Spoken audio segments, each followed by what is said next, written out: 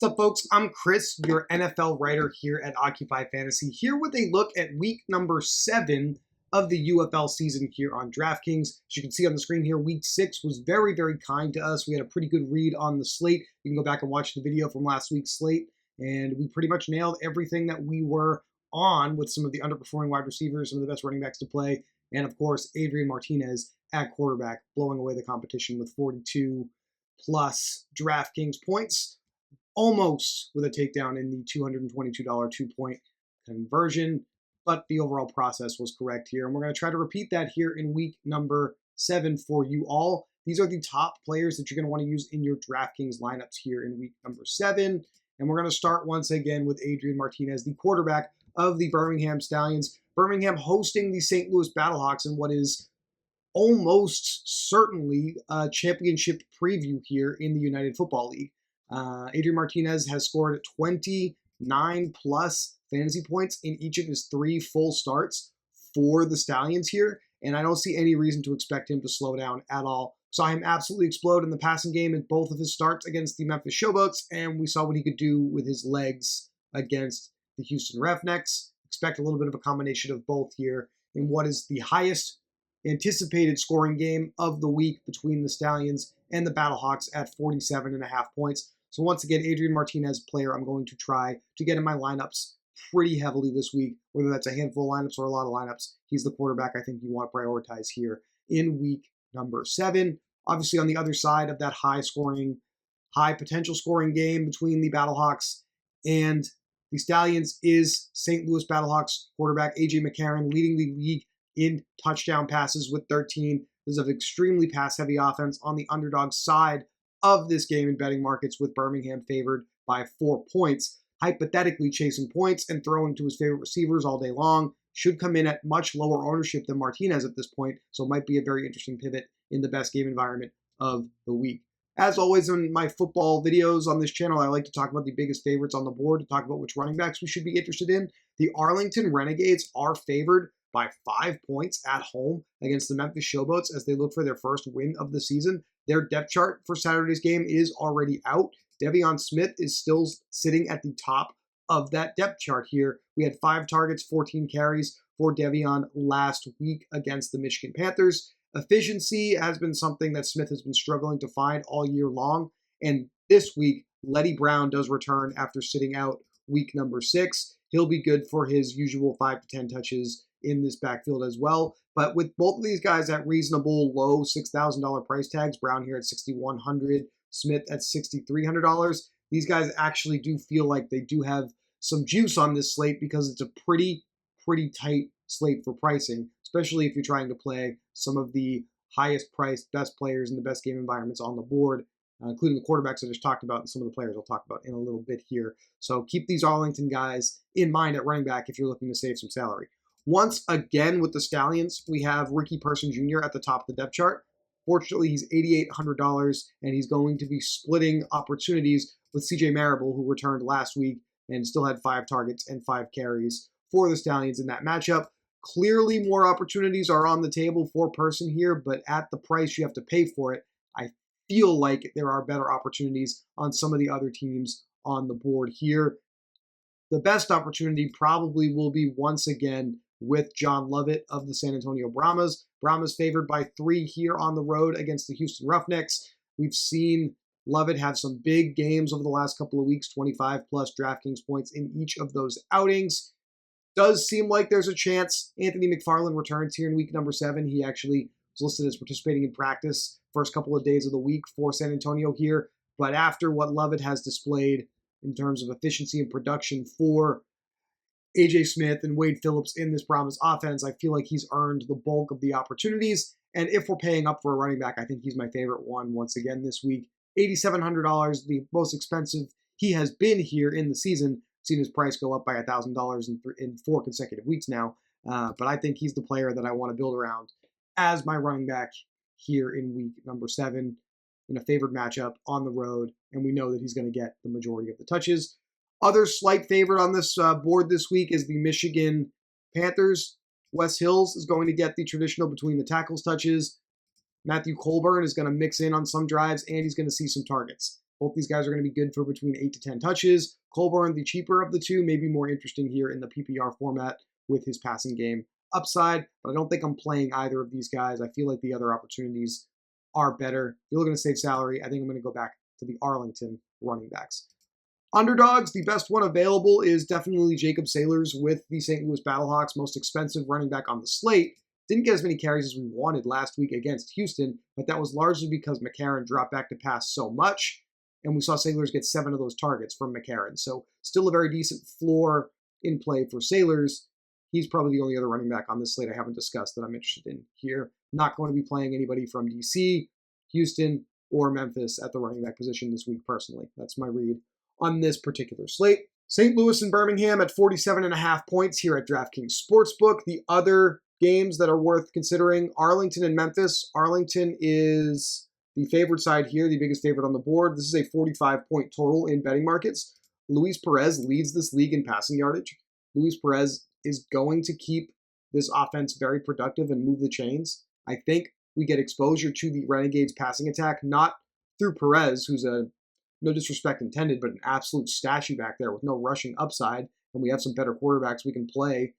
We can get exposure to Arlington's passing production through some of the pass catchers here. Tyler Vaughn still leads this team in opportunities and is one of our underperforming wide receivers this week. J.P. Payton has been a little more productive over the last few weeks, and he's seeing the second most opportunities at wide receiver behind Vaughn's.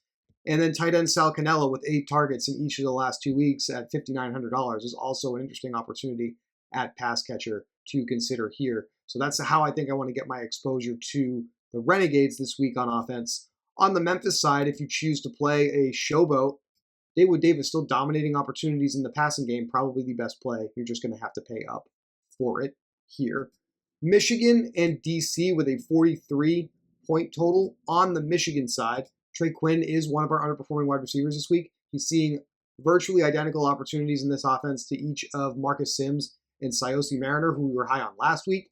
So Quinn over the last 3 weeks has not produced as many fantasy points as we've expected due to his recent opportunities, week 5 aside. I actually think Mariner is still a great play, $5,600 this week, running a ton of routes right behind Sims. Got the touchdown last week. Could be worth the price of admission once again here in week number 7. And Sims is still the high upside guy in this wide receiver room. Just the price tag is now starting to get a little cost prohibitive compared to his peers who see a little bit more volume.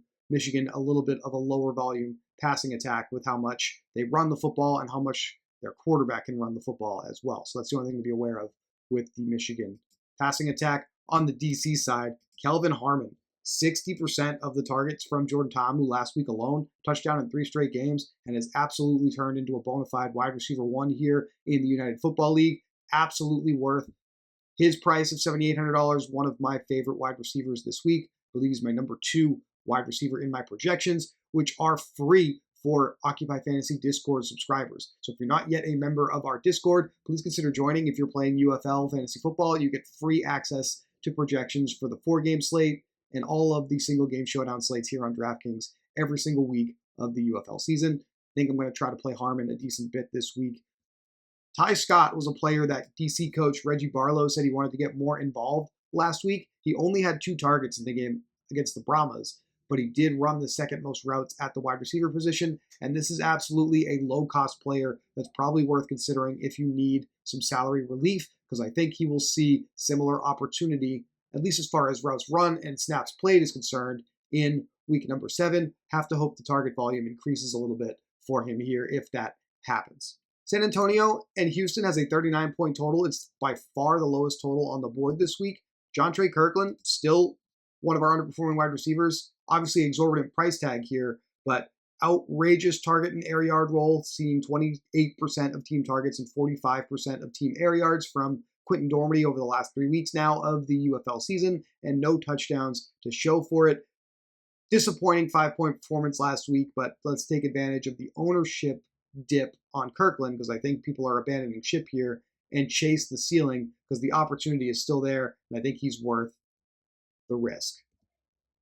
The other Brahma that I think is worth prioritizing, running just as many routes as John Trey Kirkland, Justin Smith had 1 big game against the Panthers in week 4 and has had 2 5-point games in a row. He also has access to a ceiling at less than half the cost of John Trey Kirkland here for the Brahmas. So he's another salary relief play that I think is worth considering here in week number 7 of the UFL season. Other underperforming wide receivers, going back to the game of the week, Deon Kane has a 20% target share and has seen just under 27% of team air yards for the Birmingham Stallions and hasn't scored a touchdown for this team since week number 1 of the UFL season. Did end up running less routes than Marlon Williams at wide receiver last week, so he was actually in the second tier group of wide receivers. The Stallions like to play like 4 to 5 wide receivers pretty heavily, but Kane still seeing healthy opportunity with his 6 targets in each of the last 2 weeks and a tremendous amount of air yards. So I think you want to buy into him and probably one of the better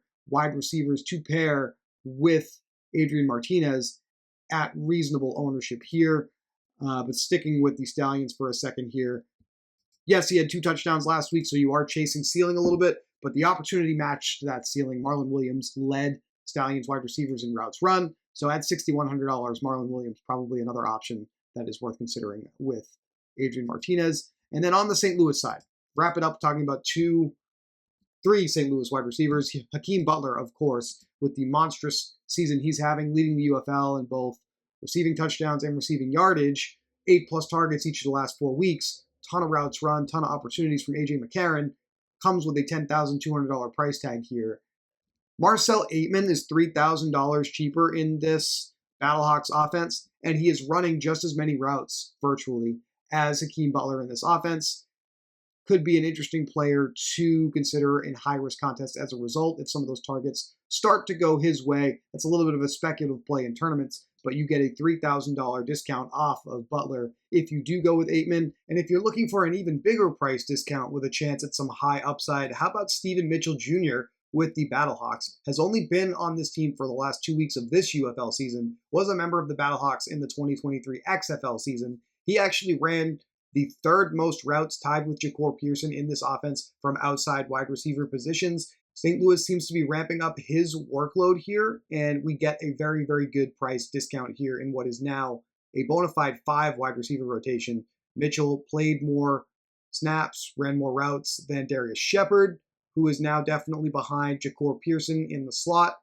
And we have Mitchell, Aitman, and Butler running routes on the outside and what is a 3 to 4 wide receiver set for the Battlehawks on most snaps. So Mitchell, another good salary relief play on what I think is an extremely tight pricing week here. And we have the best defense on the board, the biggest favorite, probably going to carry the highest ownership, but with how often the Showboats give up sacks, with how often they're turning the football over, the Arlington Renegades, as they search for their first win of the season here against Memphis at $3,600 on DraftKings, are going to be worth considering also. That's going to do it for me here in week number 7 of the UFL, guys. Good luck in week number 7 of the UFL, and we will be back next week to talk to you about week number 8.